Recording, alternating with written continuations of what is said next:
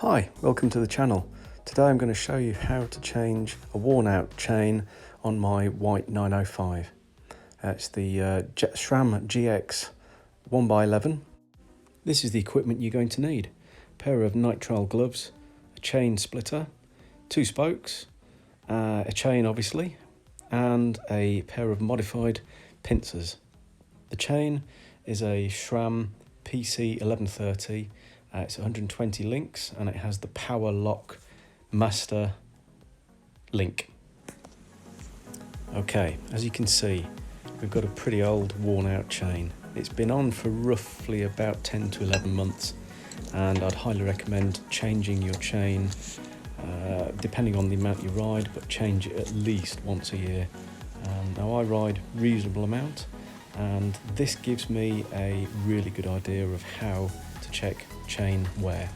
It's the Park Tool CC 3.2. It's a really inexpensive, cheap way of telling if your chain is worn out. It's got 2 measurements, 50% and 75%. So here we're going to have a look at the 50%. It slots in with the large hooks at the back, and then if it goes in easily with the other end, that means it's worn out. This is 50% worn. Spin it around to the 75% worn and try it again. If that's slipping in easily, then you've got a very worn chain indeed. This one just goes in, which means it's very, very much time to change this chain. A money-saving tip here: change your chain regularly and it'll allow your components to last longer.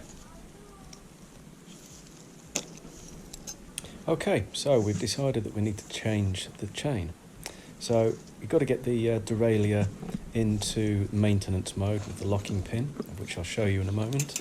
I would also recommend putting the chain into the lowest tooth, the smallest tooth sprocket, so the very last number 11. This is the locking pin, the one with a little padlock on it, and you pull the bottom end of the cage forwards like I've done in here and push it into the small triangular hole. Okay, so the chain is now in maintenance mode. You need to locate the master connecting pins, which is just here, and that should be in the middle. You're then going to use a nice little hack that I've made out of a spoke. You can use an old coat hanger, for example. Basically, bend one end nice and tight with a pair of pincers and make a hook on the opposite end. Slip it into the chain near the derailleur. Pull the chain tight and hook it in. It then gives you a nice easy way of dismantling the chain. So speaking about dismantling the chain, you're going to need another little hack. I've got an old pair of needle nose pliers. I've bent the ends over so that they form hooks inwards, and this is allowing me to then get the actual chain separated with the master link, just like this.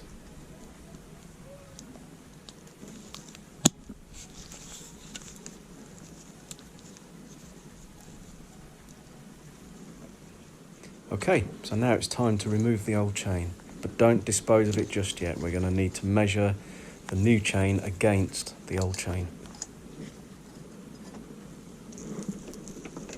Carefully remove the chain from around the back of the bike and around the frame, being careful not to sort of whip it out, because it can actually be quite dangerous or potentially damage your frame.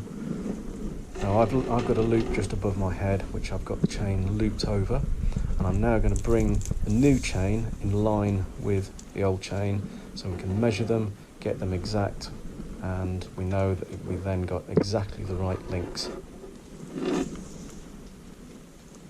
So just like this.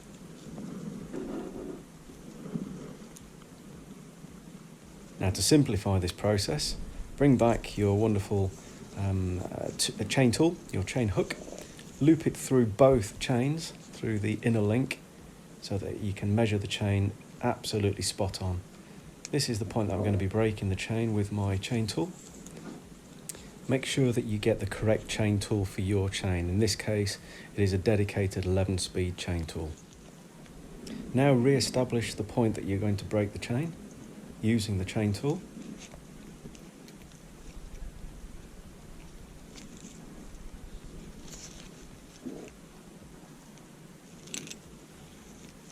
fit the chain into the tool now. Start winding the handle, making sure the pin of the tool is lining up perfectly with the pin of the chain.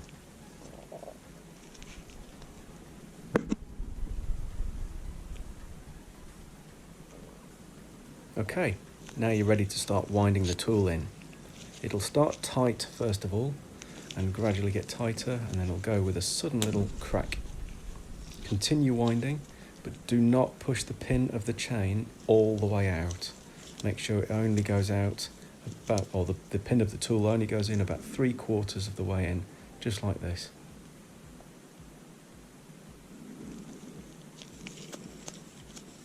At this point, remove the tool completely. Do not need this anymore.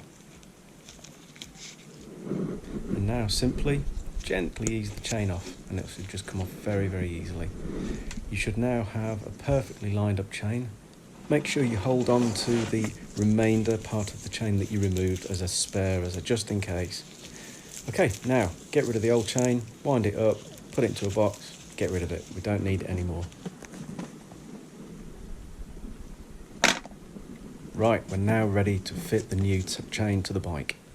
So, make sure that when you are fitting the chain to the derailleur part of it, obviously this is going to be the first section, it makes it a lot easier. Make sure it threads through the derailleur spot on perfectly. If your 11-speed system has got narrow, wide teeth on the jockey wheels, make sure that they fit correctly with the chain. So the narrow sections of the wheels or the teeth go into the inner links, the wider sections of the teeth go into the outer links, just like this. Make sure it runs smoothly and freely, and then place the chain onto the lower cog of your cassette. Gently feed it through and across to the crank and the chain wheel. Make sure you've got plenty of chain to actually get it all the way around the chain wheel itself. Pull just a little bit more through if you need it. And again, narrow, wide teeth on the chain wheel. Make sure that they slot in spot on, otherwise you're going to have some issues. Just like this. There we go. So, the next section is going to be connecting all this together.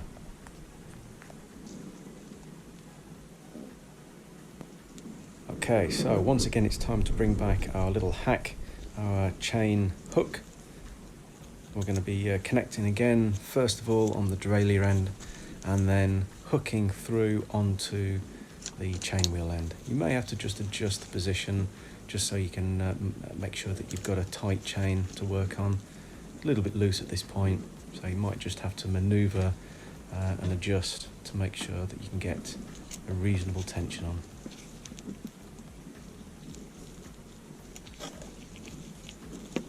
Okay, time to get the master link and connect the two ends together.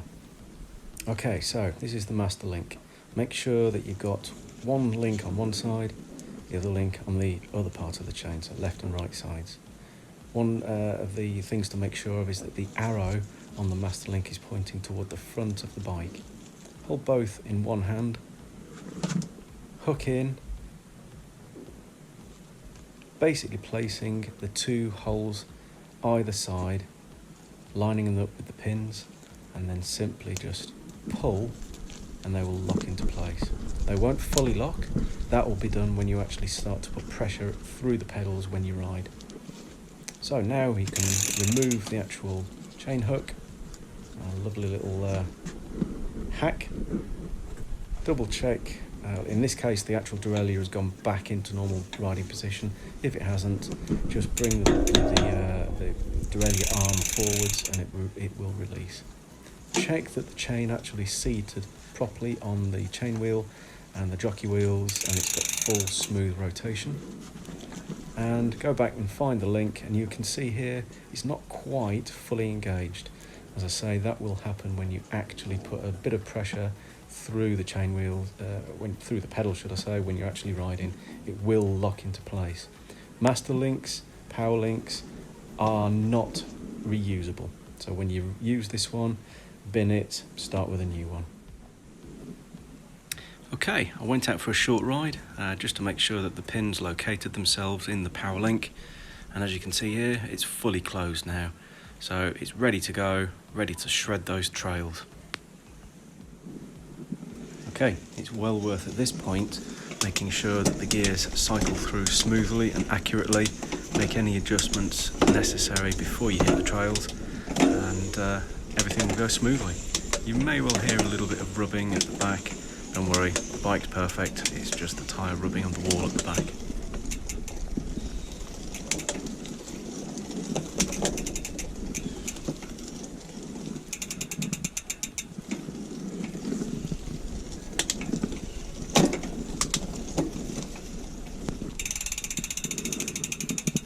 Job done, ready to hit the trails.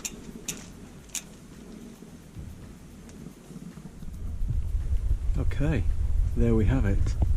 I hope you found this video useful and that you enjoyed it. If you did, please consider liking, subscribing, and if you want to leave a comment down below, if you want to ask any questions, I'll be doing my best to help you.